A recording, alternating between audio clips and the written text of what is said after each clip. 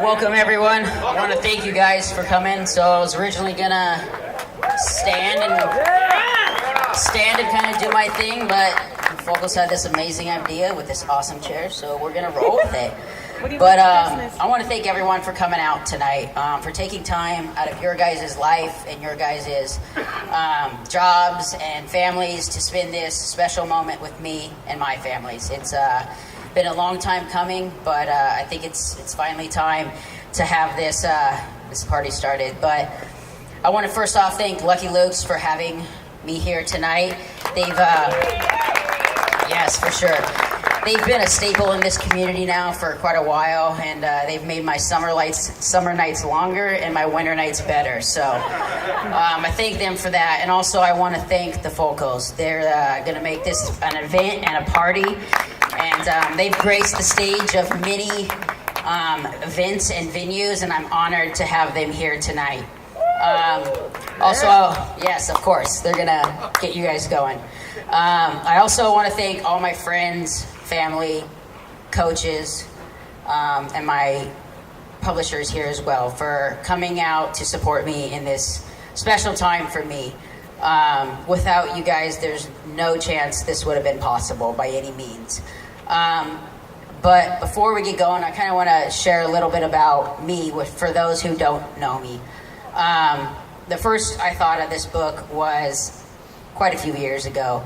After every event that would happen in my life, something traumatic, something I went through, it would spark this fire in me. I need to write my story. I need to get it out. And I'd sit down and I'd write, and I'd get caught up in this thing we call life. And I'd get back into my routine and kind of get back to what I was doing and lose focus. And next thing you know, it was years down the line. And this past June, I wanted to have it come to fruition. I wanted it to be out there and inspire others around me. And I had this crazy idea that I could sit down and write my life story by my 29th birthday. And somehow I made that happen, as yesterday was my birthday.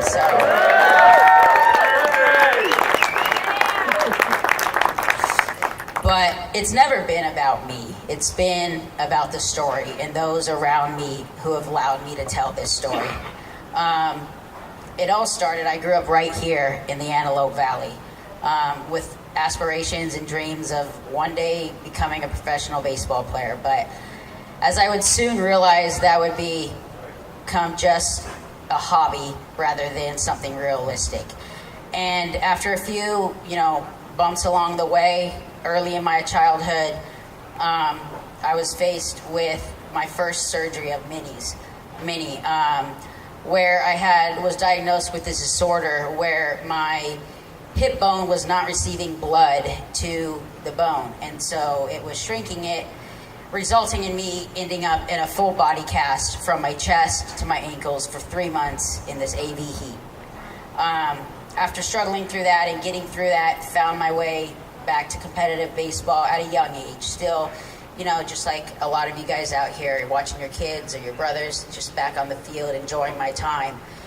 And before I knew it, my life would change. I was diagnosed at the age of 9 with a neurological disorder, long name, chronic inflammatory demyelinating polyneuropathy.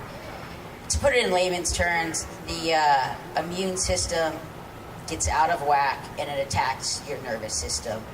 And for me, it resulted in me being paralyzed from my neck down for 18 months. 2 separate occasions of 9 months at each time.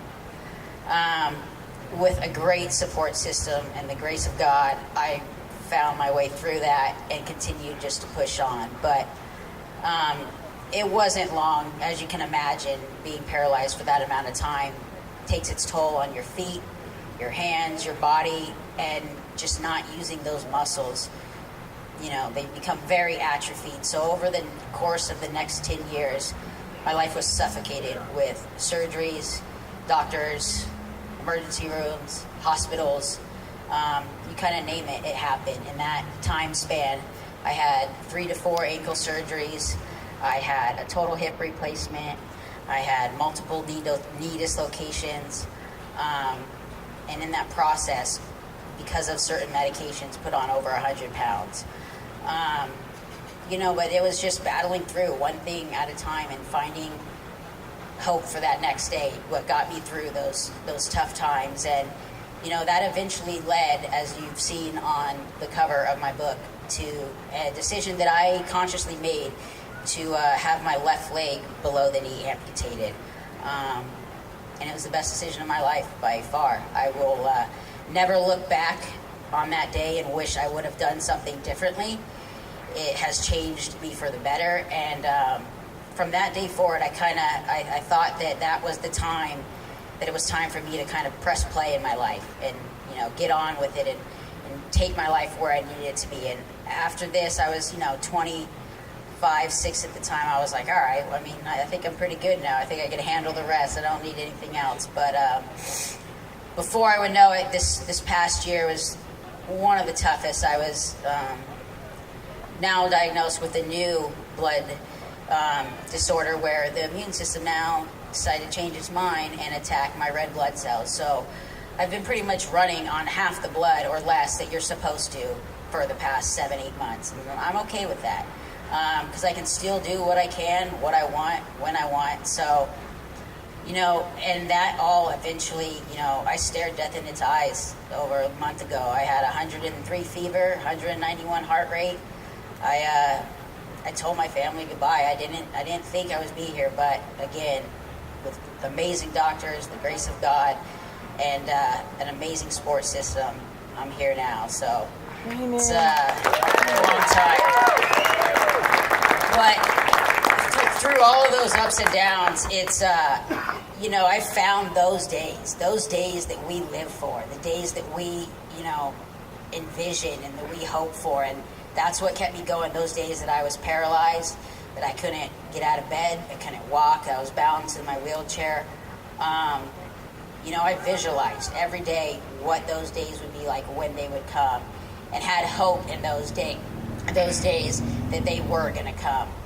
And when I saw any glimpse that I could get there, I fought like hell to get back to that point and get back to what I love. And over the years of just battling and getting through it, I was able to come through each one of those things. And during those times that I had all those surgeries and was in and out of the hospitals, I found those days in between. They may not have been often, they may not have been long, but they were there. And during that time, I graduated high school, I graduated college, I've traveled the country, and by some crazy idea, I had this thought that I could get on a snowboard and take that someplace new that I never thought would take me. So that brings me to where I am today. I'm still battling, and we will always battle. We're all going to be faced with a difficult decision, physically or mentally, at some point in our life. And it's not happened for some of us, and for some of us it has happened.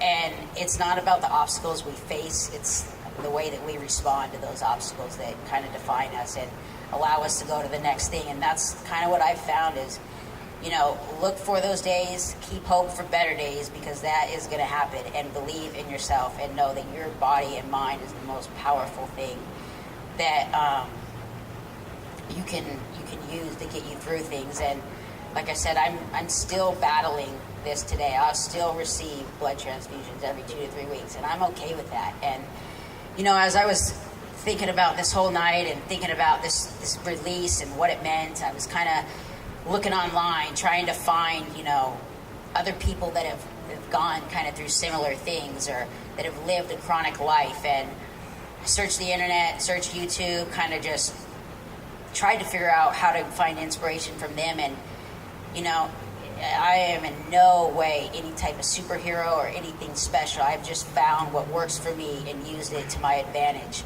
And it's kind of unprecedented. Most people kind of go through life and they hit this big roadblock and it changes their life and they fight like hell and they get back and then they kind of go on and live. Or for a soldier fighting overseas, they kind of live their life and then they are wounded and their life has changed dramatically. and then they figure out what works, and then they go on. For me, it's been like that for day one. It's been up and down, the highs and lows, and I've just found what works, kind of for me. And I hope that you guys can do that too. Like I said, you guys are most likely going to be faced with something, and if you continue to think of the ways that you can get through this and know that those days are brighter and better ahead, then that's what's going to, get you through. And, there's people, like I said in the beginning, that have known me since I've been born, that have kind of met me a few years ago, that have helped me along the way. Find inspiration from them. Find them from the doctors that helped me through. Find them from the nurses that pulled me, through. Find them from my parents who've stuck through, my friends who would take a bullet for me. Anyone there, but most of all, find inspiration from yourself, because you do have it in you and you can get through what you are going through. So hopefully you guys can find something to take away from this. We're going to be having some fun here. Sing along, dance, enjoy some beers, enjoy the Dodger game, and let's just have a good night. Thank you.